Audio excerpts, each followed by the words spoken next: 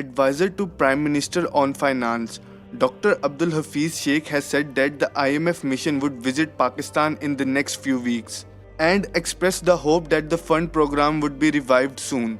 Addressing a press briefing along with the Minister for Information and Broadcasting Shibli Faraz, he also claimed that there was no increase in the public debt in the last 4 months, which stood at Rs 36.4 trillion on June 30, 2020. The claim regarding the public debt was made on account of the windfall gains achieved through the appreciation of rupee against the dollar in the recent few months. So, in rupee terms, the public debt remained at the same levels in the last 4 months period. However, against the first 4 months, when the country was witnessing budget deficit, this recovery could be simply termed as a jugglery of figures, otherwise the government would have borrowed to finance its deficit, said the independent economist.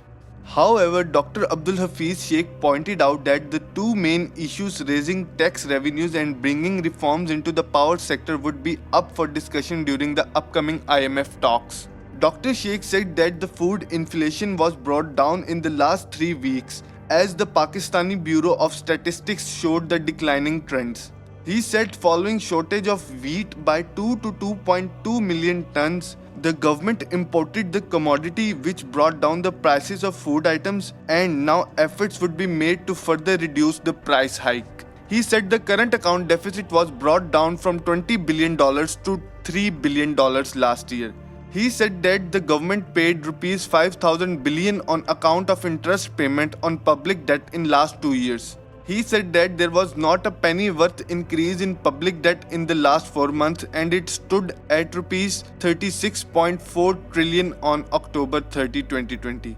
It demonstrated that the government was ensuring strict financial discipline. He said that there were clear signs of economy picking up as a large-scale manufacturing growth stood at around 5% and cement dispatches stood at 16 to 20 million tons. The automobile, fertilizers and other sectors are achieving impressive growth. The textile orders were available till December 2020. The rupee has remained stable and our foreign exchange reserve touched $13 billion.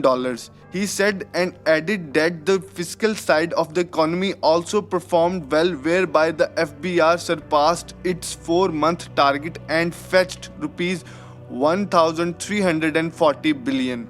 He said the government paid back Rs 128 billion in refunds in the first 4 months against the Rs 50 billion during this period in the last fiscal year. In totality, the government had paid back Rs 248 billion during the last fiscal year. The external and internal front of the economy have improved. Expenditures slashed down and no supplementary grant was approved for the fiscal discipline. He said that the borrowing from the State Bank of Pakistan was brought to zero. The expenditures of Prime Minister, President houses and ministries were also slashed down, while the defense spending was frozen. The primary balance has been achieved in the first 4 months of the current fiscal year. All these measures, he said, were aimed at bringing relief for the common people. He said that efforts were underway for creating more jobs opportunity, and he mentioned the construction package and the Kamyab Jawan program were launched with the allocation of 100 billion for providing loans to the youth. The foreign direct investment fetched $733 million in the first 4 months of the current fiscal year. The 100 biggest companies earned profit by 36%, while banks' profits went up by 56%. The Pakistan stock market performed well in the whole of Asia, and all these signs indicate that the economy was on the right path of growth trajectory. He warned, however, the second wave of COVID-19 pandemic was posing a risk for the economy. Addressing the press conference, the Minister for Information Shibli Faraz said that 1.9 million tons of imported wheat would be reaching Pakistan soon. Therefore, sufficient stocks are available and there would be no shortage of wheat and sugar. He lambasted the opposition and said that the PM Imran Khan did not own any business, so he has no vested interests. Regarding the GB elections, Shibli said that if anyone has any complaints, he should approach the Election Commission. It is a childish behavior that after tasting defeat, one claims to march to Islamabad. If Bilawal wants to continue his politics, he will have to bring maturity in his behavior. Hamza Ali Kashmiri, Bright Star TV, Pakistan.